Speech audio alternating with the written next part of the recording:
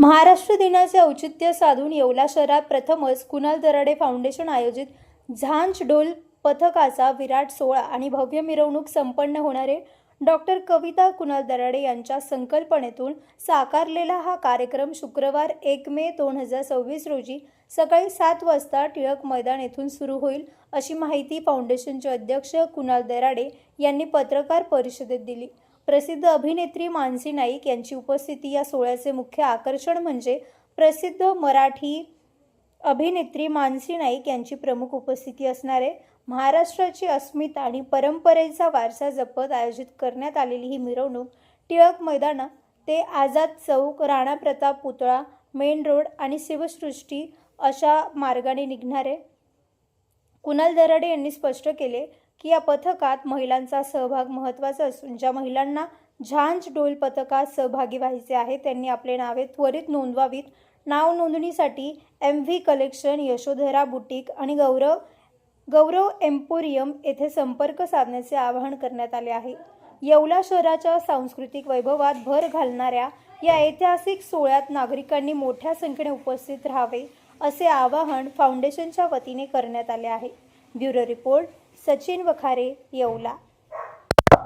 Kunal Darade foundation आयोजित doctor Kavita Kunal Darade यांच्या संकल्पनेतून 1 मे महाराष्ट्र दिनानिमित्ताने येवला शहरात प्रथमच महाराष्ट्राचा अस्मितेचा नाद झांज पथक या भव्य सोहळ्याचं आयोजन करण्यात आलेलं आहे। तर मी तमाम येवलेकरांना आव्हान करतो की या सोहळ्यामध्ये सर्वांनी सहभाग नोंदवा। येत्या शुक्रवारी 1 मे सकाळी 7 वाजता टिळक मैदान या ठिकाणी या भव्य शोभायात्रेचं आयोजन करण्यात आलेलं आहे। शोभायात्रेचा रूट असा असणार आहे की टिळक मैदान, आझाद चौक, जुना पोलीस स्टेशन, महाराणा प्रताप पुतळा, तसेच डबरेश्वर खुंट, खांबेकर खुंट आणि शिवसृष्टीला या कार्यक्रमाची सांगता होणार आहे।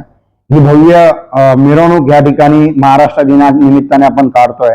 हा येवला शहरामध्ये प्रथमच आगळावेगळा उपक्रम आपण या ठिकाणी राबवतोय आणि या भव्य मिरवणुकीची आकर्षण किंवा या भव्य मिरवणुकीसाठी मराठी अभिनेत्री आदरणीय मानसीताई नाईक या ठिकाणी येणार आहेत आणि त्या कार्यक्रमाची शोभा वाढवणार आहेत।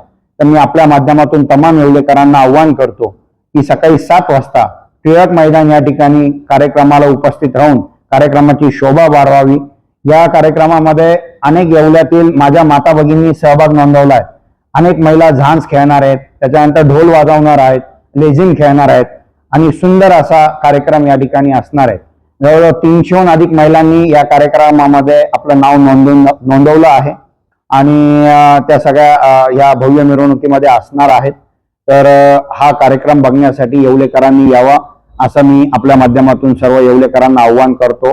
महाराष्ट्र दिन, कामगार दिन हा आपला अस्मितेचा विषय आहे आणि या दिवशी आपण हा कार्यक्रम ठेवतोय। तर आपण सगळ्यांनी याचा आनंद घ्यावा असं मी आपल्या माध्यमातून सर्वांना आव्हान करतो आणि जय महाराष्ट्र।